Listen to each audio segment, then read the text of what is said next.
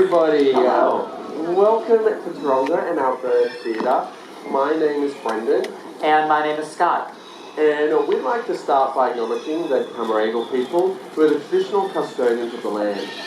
For tens of thousands of years, Aboriginal people have understood the relationship between the land and its wildlife, and we here at Taronga feel very proud to learn from Aboriginal people today. That's absolutely right, Brendan. No matter where you're from or where you live, every day there's a chance to see and connect with remarkable birds, which are all around us. All you have to do is look up. That's exactly right. But today we're going to start by looking down at this item here, the thick-shelled emu egg. Very, very important for the third largest hawk in this country, the black-breasted buzzard. Everybody, this here is Waru. And even with sharp talons and beak, they do need help to get inside this item. And that tool is a rock. You can see they've already started to make a small hole in it. Wait, a very big hole in it. Well done, that was quick. But as far as this behaviour is concerned, it's not something that we ever had to train Waru to do. They hatched out of their egg with that knowledge already in their mind. It is instinct. When I think of tuyus though, usually, but thank you, a round of applause, they did good. I was going to say, when I think of tuyus though, usually I think of humans and other primates. So seeing Waru achieve their goal today, especially so efficiently, it's pretty impressive. And perhaps you'll leave today thinking, hey, I have a little bit more in common with birds than previously thought.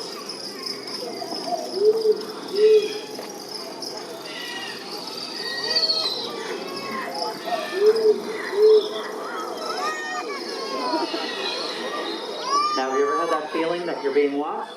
Owls are everywhere. You might not always see them, but they definitely see you. Whether it be out in the country or even right here in the city.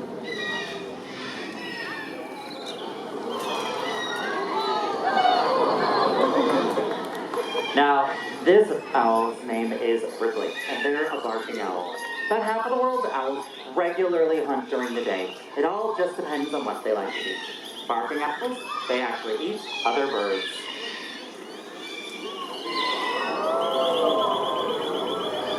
Yeah, that is exactly right. And with these powerful feet, they can easily take down other birds that are much larger than themselves.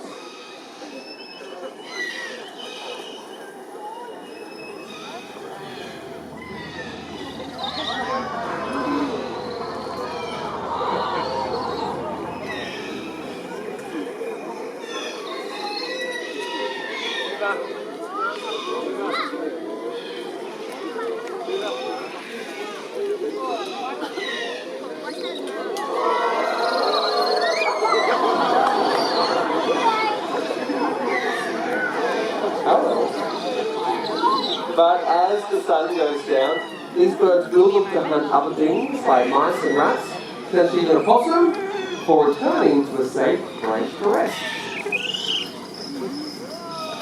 Thank you.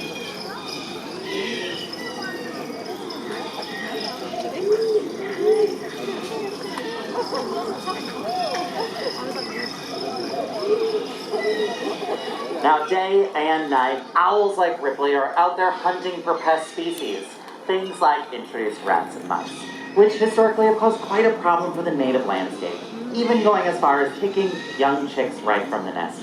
So it's great we have owls out there helping us restore that balance. It's estimated every single year a single owl hunts and eats around 1,000 rats and mice. But a pair of them or family actually hunts somewhere closer to 4,000, so about 3,000 more. So, a family of owls truly is one of the best neighbors that you could possibly hope for. Now, owls are so efficient at hunting these things that most likely won't even see them go. Incredibly powerful eyesight and nearly silent flight cause them to be perfect hunters. That is exactly right. Thanks for that, Scott. Now, when it does come to the birds we've seen so far, they are Australian natives. But hopefully the next bird goes to prove that no matter where you are in the world, we have the opportunity to connect with birds. The next comes from South America and is believed by the Incan culture it improves with the sun into the sky daily, being able to do so for it has 3 meters worth of wings. The bird I'm referring to is the Andean condor. Cast your eyes in that direction. You'll see Chimera. Yeah. And as a vulture, she does this, feeding on carcasses. In doing so, she assists with reducing the spread of disease. To help her out though and make eating the dead a clean job, she has what looks like a bald head. It's not bald though, it's covered in small hair-like feathers, and it does mean any muck that gets on it simply dries and flakes on off, so Chimera doesn't have any health issues herself. Unfortunately, over the last couple of decades though, some vulture populations have dropped quite dramatically, by as much as 90 to 99% in some cases. In lieu of them, other scavengers come in to undertake that role, but they don't do it as well, things like feral dogs. So if we know birds like Chimera out there looking after us, we need to look after them to make sure they don't just simply disappear. I will take this opportunity to also point out that yesterday, but we're going to celebrate it all weekend, is International Vulture Awareness Day. So it's an awesome time to celebrate the birds like Chimera. We're going to be doing an extra talk at 1:30 right over by her exhibit if you want to come by and check it on out. Or if you just want to have something fun to do afterwards, we've got different vulture colouring in sheets to hand out because she really is a beautiful bird. Now that is one of the different exotic birds I'm going to introduce to you today. I'm going to introduce you to one more.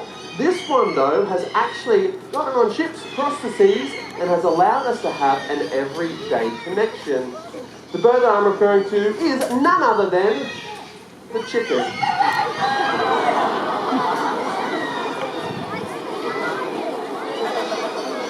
Everybody, this is Mentari and they are a red jungle fowl. They hail from Southeast Asia, and it is from this species that we do get all of our modern day breeds of chicken. In the last 8,000 years, they've had a pretty big impact on us in our cultures, our rituals, our religions, even our languages. Girls. So whether you relate to a hen, a mother hen watching their young fly the coop, or perhaps you relate to Mentari sitting high and ruling the roost, or perhaps you're the kind of person that throws caution to the wind, and you put all of your eggs into one basket. Regardless of the lens that you apply to chickens, when it does come to them as a species, they outnumber us 6-1, which is pretty wild to think about. Definitely making them one of the most numerous birds, if not the most numerous bird on the planet. When I think about everyday connections here in Australia, it isn't chickens that I think of though, but rather our parrots. We have, how many? 50 different types of parrots, but even in the land of parrots. So for many of us, all we have to do is take a step out into our own backyards to experience these beautiful birds that are all around us.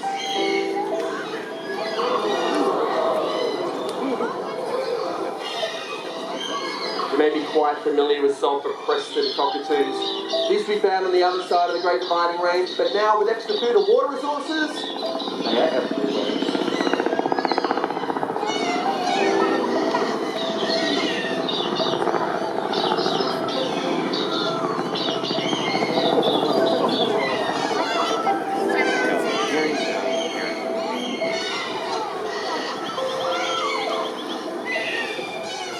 We're going to focus on this species though, not a local to this area.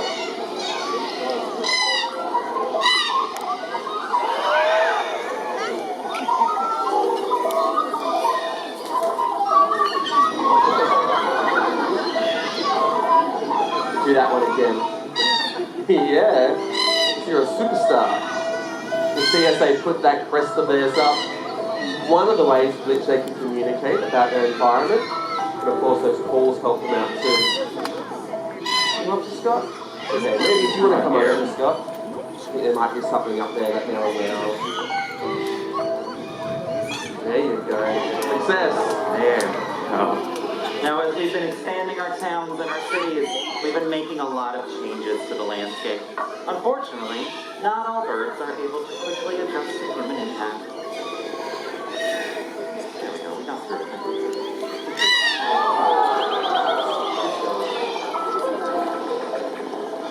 Pardon me, guys. I'm going to jump right in front of you. One second. Thank you. I know it's very exciting, but while the bird is flying in, I would ask if you could please keep your hands down just so we can avoid any speed bumps. Now, a bird like this does rely on an old tree hollow to build their nest. It provides them a secure place where they can build that nest, raise their chicks, and a place where they can thrive.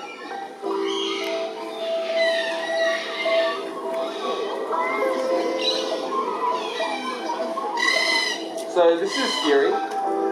Their name means red, or if you say Giri, it means very red, and it is in reference to their thigh with its red tail. To help out birds like this though, it can start in your own backyard, in your own wild community. You may not have an old hollow in your backyard, but if you want, you might consider putting up an artificial nest box like the one by Scott.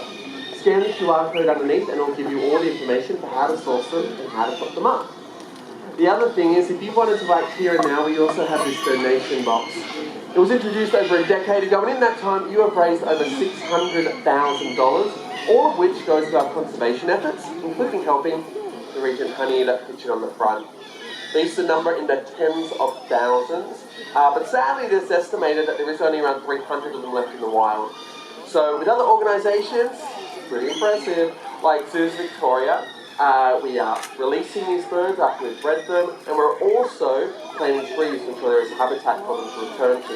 If you want to get involved, come on down, make a coin or donation. We've also got an FPOS machine if that is your preference. But for anyone that donates $5 or more, we've got a special badge, our way of saying thanks. It really is with your support we see a bright future, where both our skies and your backyards are filled with birds. It all starts by simply looking up.